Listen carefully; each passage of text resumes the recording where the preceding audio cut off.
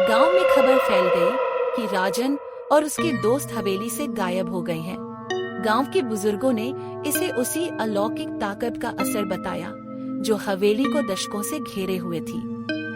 लेकिन राजन का छोटा भाई अमन इस बात को मानने को तैयार नहीं था।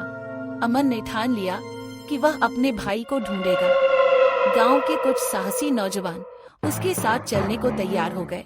रात के समय अमन और उसके साथी हवेली पहुंचे।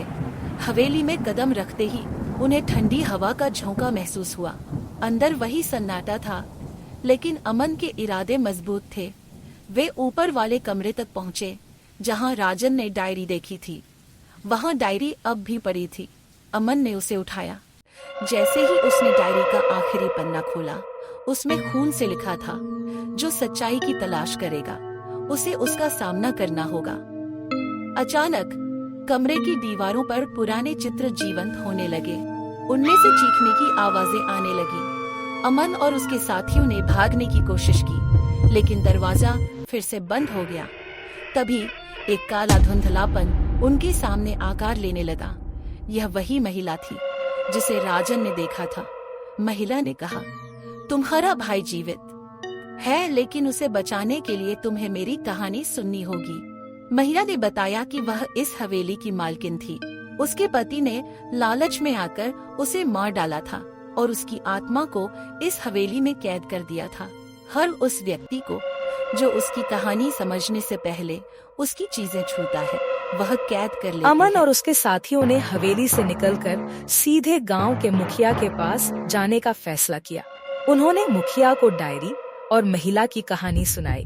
मुखिया पहले तो डर गए, लेकिन जब अमन ने जिद की तो उन्होंने गांव के सबसे बुजुर्ग पंडित जी को बुलाया। पंडित जी ने डायरी को ध्यान से पढ़ा और बताया, यह कहानी उसी जमाने की है जब इस गांव में ठाकुर विक्रम सिंह का राज था। उनकी पत्नी गायत्री देवी अपने सादगी और दया के लिए जानी जाती थी, लेकिन ठाकुर ने उनके भरोसे का खून किया। हवेली के तहखाने में गायत्री देवी की हत्या हुई थी। उसी तहखाने में उनकी आत्मा कैद है। अमन ने तुरंत तहखाने का पता लगाने की ठानी। पंडित जी ने सलाह दी कि सच्चाई उजागर करने के लिए गायत्री देवी की हड्डियां और उनके पति के पापों के सबूत खोजने होंगे। अगली रात अमन और उसके साथी फिर से हवेली पहुंचे। हवेली में कदम रखते ही एक भारी एहसास होने लगा, जैसे कोई उन्हें देख रहा हो। तहाने का दरवाजा खोजते हुए उन्होंने हवेली के नीचे छिपा एक गुप्त रास्ता ढूंढ निकाला। तहखाने में अंधेरा और खामोशी थी। दीवारों पर खून के धब्बे अब भी साफ दिख रहे थे। तभी एक कोने में एक पुराना बक्सा मिला। बक्से में गायत्री देवी की टूटी हुई चूड़ियां, उनके खून से सना दुपट्टा और ठाकुर का लिखा एक पत्र मिला। पत्र में लिखा था, गायत्री, तुमने मेरे राज का खुलासा करने की हिम्मत की, लेकिन अब तुम्हारी आवाज कोई नहीं सुनेगा। जैसे ही उन्होंने ये सब उठाया, अचानक पूरे तहखाने में तेज हवा चलने लगी। गायत्री देवी की आत्मा प्रकट हुई। तुमने मेरे सबूत ढूंढ लिए हैं, अब इन पापों को दुनिया के सामने लाना होगा, उसने कहा। अमन ने वादा किया कि वह यह सच्चाई सबके सामने लाएगा।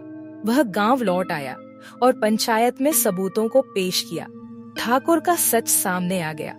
गायत्री देवी के अवशेषों का विधिवत अंतिम संस्कार किया गया। जैसे ही अग्नि की लपटों ने गायत्री देवी के अवशेषों को छुआ, हवेली से एक आखिरी चीख सुनाई दी और फिर सन्नाटा। गायत्री देवी की आत्मा मुक्त हो चुकी थी। अमन और गांव वालों ने हवेली को फिर से सील कर दिया।